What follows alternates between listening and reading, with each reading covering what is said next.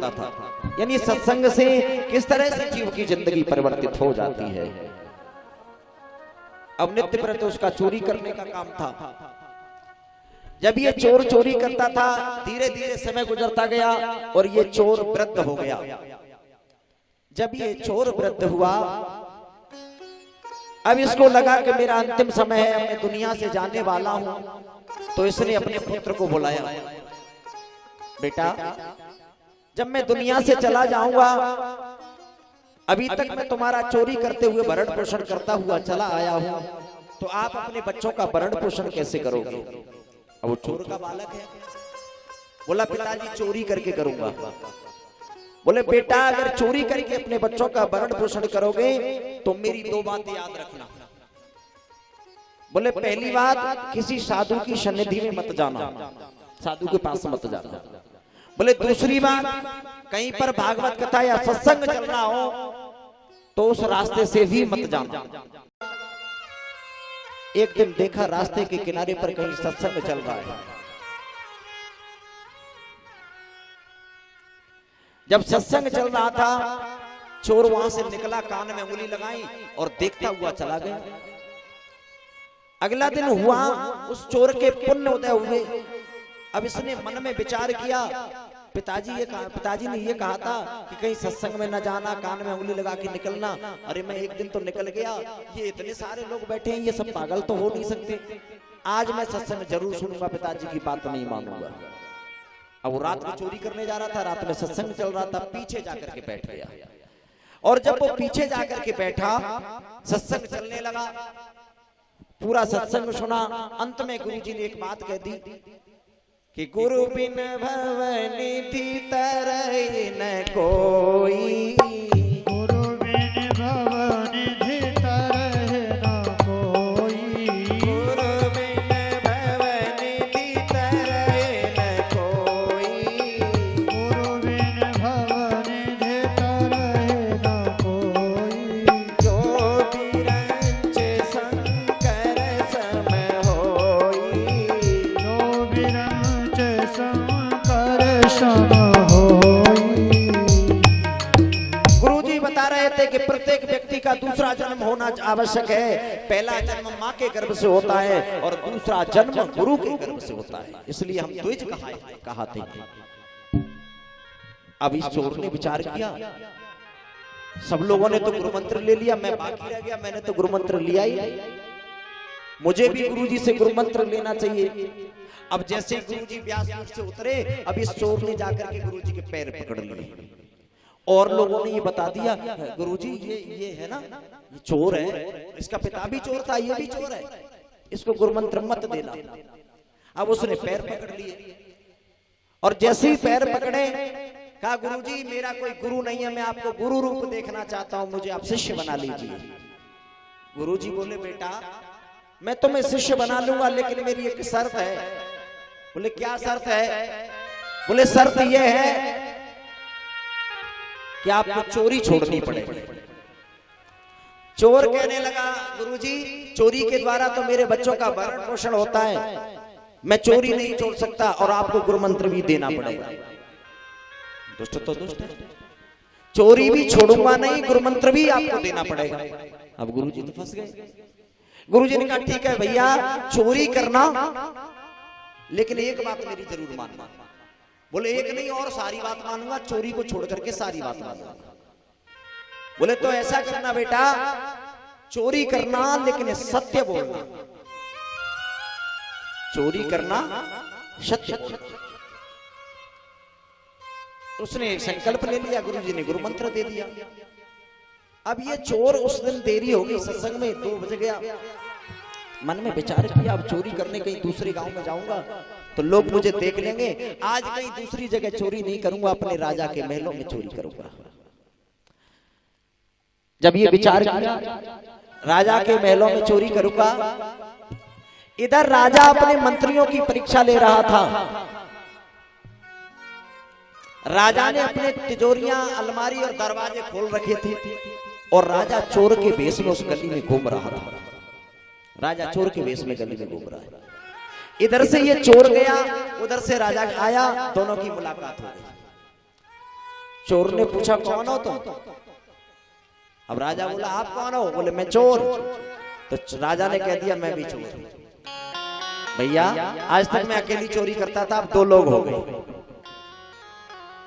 राजा को ये पहचान नहीं पाया। राजा ने राजसी वस्त्रों को उतार दिया और राजा ने अपने को चोर कह दिया। बोले भैया कहां जा रहे हो? बोले चोरी करने।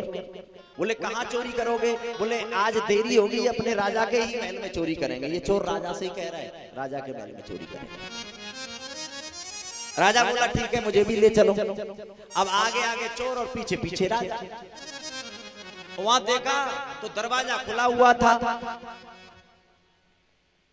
चोर बोला आज तो राजा के द्वारपालों ने दरवाजे भी बंद नहीं किए। राजा बोला हाँ अब घुस जाओ जल्दी अंदर।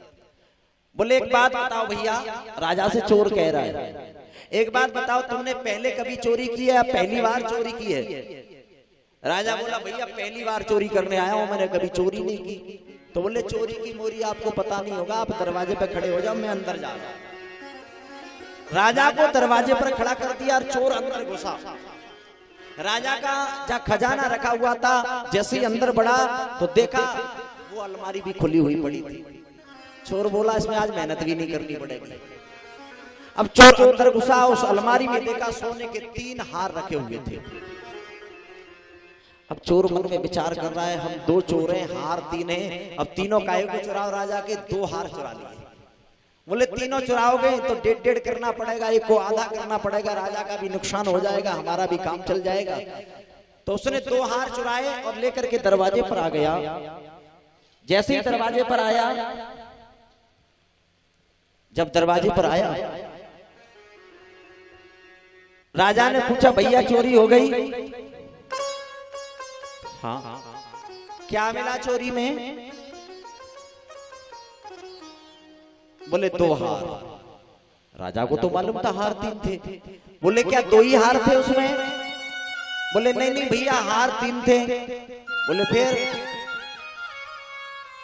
तीनों क्यों नहीं लाए? बोले हम चोर 2 थे इसलिए 2 हार ले आए, एक एक कर लेंगे राजा का खराब होता इसलिए हम 2 हार लेके आए। 1 हार लिया उस राजा को दे दिया और 1 चोर ने लिया और चोर अपने घर के लिए चल दिया। जब घर जाने लगा राजा ने बुलाया भैया रुको, कल भी तो चोरी करनी है, अपना एड्रेस दे दो, पर्चा दे दो। अब राजा ने कॉपी पेंसिल निकाली, सारा पर्चा नोट कर लिया। जब सारा पर्चा नोट किया, लेकिन इस चोर ने राजा का कोई पर्चा नहीं लिया। भैया इसी जगह पे कल मिल जाना, फिर चोरी करने चले। चोर अपने घर चला गया। जब ये चोर अपने घर गया और जैसे ही सुबह हुआ, राजा का अकाउंटेंट आया, खजांची जिसको कोषाध्यक्ष कहते हैं, खजाने का मालिक। उसने देखा अलमारी खुली पड़ी है, तिजोरी खुली है, दरवाजा भी खुला हुआ है, और जैसे ही देखा तो उसमें हार 2 चोरी जा चुके।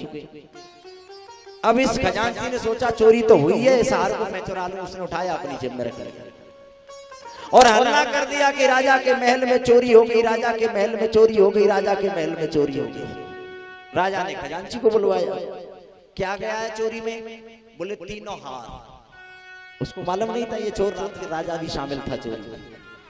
बोले 1 आध बच गया है, 3 चले गए। बोले महाराज कैसी बात करते हो, चोर कहीं छोड़ के जाते हैं, सब ले गए। राजा ने अपना जीटी रजिस्टर उठवाया, बोलो देखो जिस जिसका इसमें नाम है उन सब चोरों को दरबार में उपस्थित करो। अब सारे चोर उस दरबार में आए, सबने मना कर दिया हमने राजा के महल में चोरी नहीं की। इधर राजा ने वो रात वाला पर्चा निकाला और पर्चा निकाल करके कहा इस नाम का कोई नया चोर है, उसको और पकड़ करके लाओ। अब ये जैसे ही सिपाही वहां गए और सिपाही जैसे ही पहुंचे, चोर से पूछा भैया तुम्हें महाराज ने बुलाया है, तुमने राजा के महल में चोरी की है? चोर बोला हाँ चोरी की है हमने। हाँ चोरी की है, क्योंकि इसने गुरुजी से सत्य बोलने का संकल्प ले लिया। चलो तो महाराज ने आपको बुलाया है, चल दिया। राजा के सामने आया, राजा ने पूछा तुमने हमारे महल में चोरी की है? बोले हाँ चोरी की है। क्या ले गए चोरी में? बोले 1 हार। मंत्री बोला कहीं मेरी पोल ना खुल जाए। बोले महाराज इसमें कोड़े मारो, 3 हार इसी पर हैं। 1 हार उसने निकाला, राजा को दे दिया। महाराज मेरे पास 1 हार है, ये मैंने दे दिया। राजा ने पूछा ये बताओ उस तिजोरी में हार कितने थे? बोले 3। चुराए कितने? बोले 2। बोले दूसरा कहाँ है? बोले महाराज सुनो, रात्रि में एक चोर और मेरा मित्र बन गया था, हमने हार चुराया, एक उसको दे दिया, एक मैंने ले लिया और एक तुम्हारा वहीं छोड़ दिया, क्योंकि हम चोर 2 थे, हार 3 थे, हमारा बंटवारा नहीं हो पाता। भैया एक बात बताऊं, चाहे वो चोर हो, चाहे वो राजा हो, चाहे वो सत्यवादी हो, जो भी व्यक्ति है, लेकिन सबको ईमान की आवश्यकता होती है, अर्थात ईमानदारी की आवश्यकता होती है। चोर जब चोरी करके लाते तो कहते हैं भैया ईमान धर्म से बांट लो, यानी वहां भी सत्यता की आवश्यकता है। राजा कहने लगा तो दूसरे चोर का नाम बताओ। अब ये चोर बोला महाराज दूसरे चोर का तो नाम मालूम नहीं, हमने तो नाम लिखा ही नहीं उसका, लेकिन वो चोर आप जैसा था। राजा से कहा वो चोर आप जैसा था सेम। मंत्री कहने लगा महाराज इसमें कोड़े मारो, ये आपको भी चोर बता रहा है। राजा ने अपनी जेब से वो हार निकाला और मेज पर रख दिया, कहा इसका रात का साथी मैं था, और आदेश कर दिया मंत्री तीसरा हार तुम्हारे पास है। मंत्री से तीसरा हार निकलवाया और आदेश दे दिया जाओ इस मंत्री को फांसी की सजा दे दी जाए, और आज से मेरे खजाने का मालिक ये चोर। भैया क्यों? चोर खजाने का मालिक बन गया, गुरुजी की बात मानी, गुरुजी की सन्निधि में गया, और दूसरी बात उसने सत्य की आज्ञा का पालन किया, सत्य बोला।